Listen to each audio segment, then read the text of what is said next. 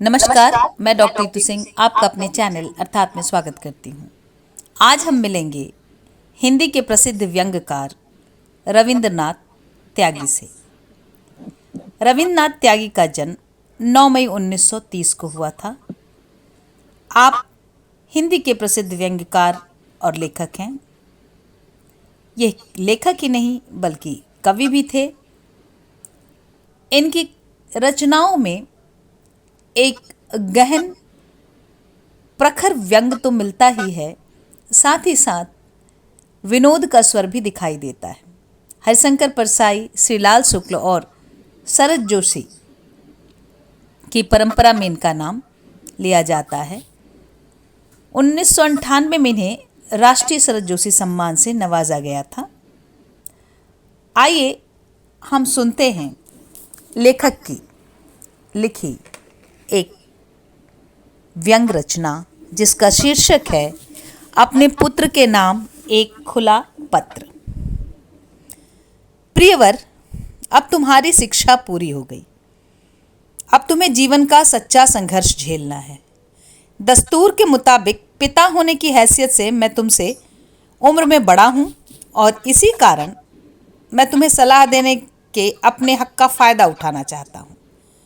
मैं काफ़ी पढ़ा हूँ, घूमा हूँ और न जाने कितने बड़े बड़े लोगों से मिला हूँ या उनके निकट संपर्क में आया हूँ। वैसे भी मैं नई पीढ़ी को ज़्यादा आशा और विश्वास और गर्व से देखता हूँ। जो कुछ मैंने अपने जीवन में देखा है उसको तुम तक पहुँचाना मेरा कर्तव्य है।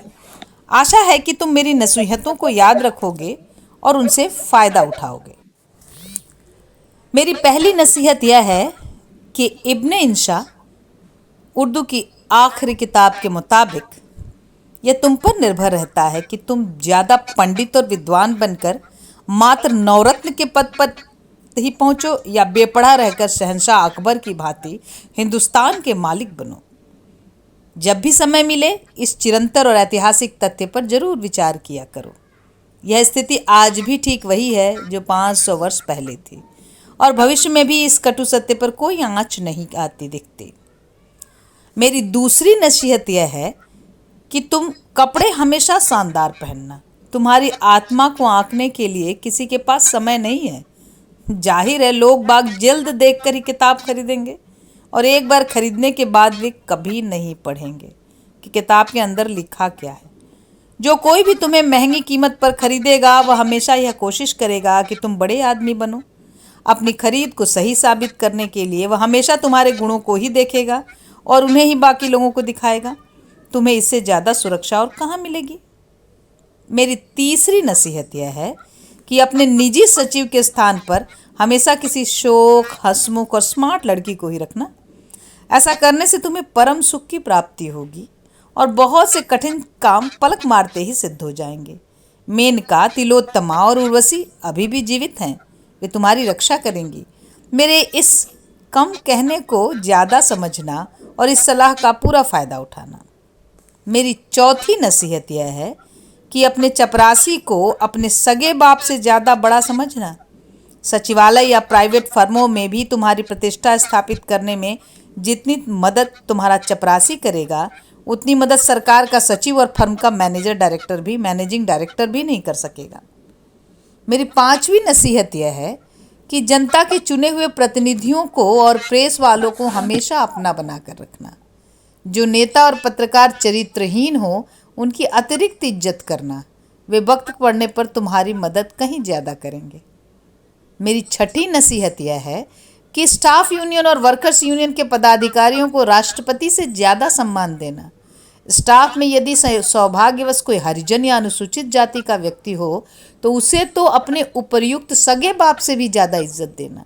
याद रखना कि तुम्हारी शिकायत थ्रू प्रॉपर चैनल ऊपर तक बहुत दिनों बाद पहुंचेगी, जबकि यूनियन के नेता मंत्री जी से उसी शाम बात कर लेंगे। मंत्री जी भी बेचारे क्या करें, उनके प्राण भी तो इन्हीं तोतों के भीतर छिपे हैं। मेरी सातवीं नसीहत यह है कि जब भी दौरे पर जाओ 2-4 सुंदर लड़कियों के साथ जरूर संपर्क रखो।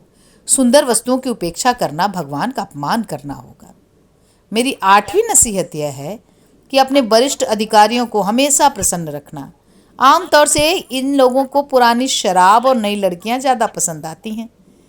इस सब के अतिरिक्त तुम भी अपने सीनियर्स की पत्नियों और कन्याओं का विशेष ध्यान रखना, उनकी इच्छाओं को संतुष्ट करना और बाकी समय में उन्हें माता जी या बहन जी ही कहकर पुकारना। इसी प्रकार यदि कोई वरिष्ठ अधिकारी तुम्हारी इकलौती पत्नी या बहन या माता के प्रति विशेष दिलचस्पी दिखाता है तो उसमें अपनी टांग न अड़ाना। मेरी 9वीं नसीहत यह है कि यदि कोई श्रद्धालु भद्र पुरुष तुम्हें मुद्रा, आभूषण, सोने के बिस्कुट या हीरे जवाहरात भेंट करना चाहे तो उन्हें कभी नहीं ठुकराना। घर आई लक्ष्मी का आदर व स्वागत करना हमारी पुरानी प्रथा है। मेरी 10वीं नसीहत यह है कि अपनी जवान आया, हसीन नौकरानियाँ और समय सिद्ध विधवाएं, इन सबको अपने सीने से लगा कर रखना। दुखी आत्माओं और उपेक्षित स्त्रियों के उद्धार का कोई और उपाय अभी तक नहीं निकला। मेरी 11वीं नसीहत यह है कि किसी फाइल पर कभी निर्णय न लेना। यदि कभी निर्णय लेना पड़ भी जाए तो वहाँ दस्तखत नहीं करना। जो दस्तखत करता है वही फंसता है। मेरी 12वीं नसीहत यह है कि गरीबों की कोई मदद कभी नहीं करना। जिन लोगों को स्वयं ईश्वर ने गरीब बनाया है उन्हें अमीर बनाने का हक इंसान को कैसे मिल सकता है? ठीक है ना। मेरी 13वीं नसीहत यह है कि अपने वेतन को तो बाकी खजाने की चाबी के स्थान पर प्रयोग करना। असली आय तो वही है जो ऊपर की आमदनी कहलाती है। यदि कोई विधवा भी अपने पति के बीमे की रकम का या प्रोविडेंट फंड लेने आए तुम तब भी उससे कमीशन लेना मत भूलना। हाँ, अलबत्ता विधवा यदि रूपवती युवती हो तो जैसा उचित समझो वैसा करो। मेरी 14वीं नसीहत यह है कि अपने दफ्तर में धर्म, प्रांतीयता, जाति, वर्ण और भाषा के आधार पर खूब गुटबंदी चलाना। हिंदुस्तानी बनने से उत्तर प्रदेश के निवासियों को क्या मिल जाएगा? याद रखो कि यदि हमें जीवन में आगे बढ़ना है तो हमें गुजराती, मराठी, पंजाबी, बंगाली या दक्षिण भारतीयों में से कुछ कुछ बनना पड़ता है। मेरी 15वीं नसीहत यह है कि दौरे पर बराबर जाते रहना। गर्मियों में कश्मीर, दार्जिलिंग या रानीखेत और सर्दियों में बंगलोर, मद्रास या बम्बई। हर स्थान पर जो वस्तु विशिष्टता रखती हो उसे कर्मचारियों से खरीदवाना और शान से वापस लौटना। तुम्हें जानकर शायद सुखद आश्चर्य होगा कि देहरादून में नौसेना का एक रियर एडमिरल हमेशा रहता है। वह गरीब वहाँ क्यों रहता है इसका पता तो उसे खुद भी नहीं है। मेरा 16वीं नसीहत यह है कि तुम्हारे पास चाहे कितने भी विलायती और शानदार सूट हो, एक सूट खादी का जरूर रखना और उसे गांधी आश्रम से ही खरीदना। मुसीबत के समय खादी की पोशाक बहुत काम आएगी। 17वीं नसीहत यह है कि घर में चाहे तुम वैष्णव या पंक्ति पावन ब्राह्मण रहो, पर बाहर जाकर मांस, मछली, मुर्गा, मदिरा और बाकी चीज़ों पर बराबर ध्यान देते रहो। वाम मार्गियों के अनुसार एते पंचमकारा स्यु मोक्षदा ही युगे युगे। वाम मार्गियों को आजकल वामपंथी भी कहा जाता है। मेरी अंतिम नसीहत यह है कि पूजा पाठ, सत्यनारायण की कथा, एकादशी का व्रत, संतोषी माता का उपवास, हनुमान चालीसा और दीगर पवित्र वस्तुओं को कभी नहीं भूलना। अपनी संस्कृति की रक्षा हमें करनी है। तीर्थ यात्रा और दान पुण्य तो हमारी परंपरा के अंग है।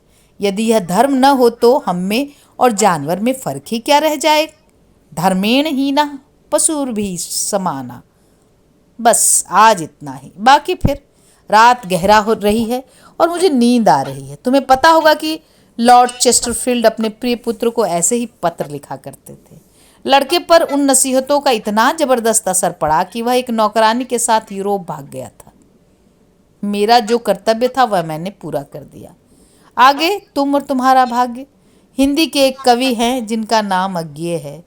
मैं यहाँ उनकी वाणी उद्धृत करता हूँ और इस कालजयी पत्र को समाप्त करता हूँ। सागर के किनारे तक तुम्हें पहुँचाने का उदार उद्यम ही मेरा हो।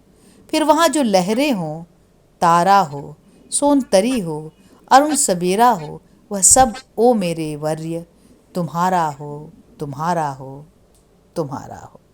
धन्यवाद।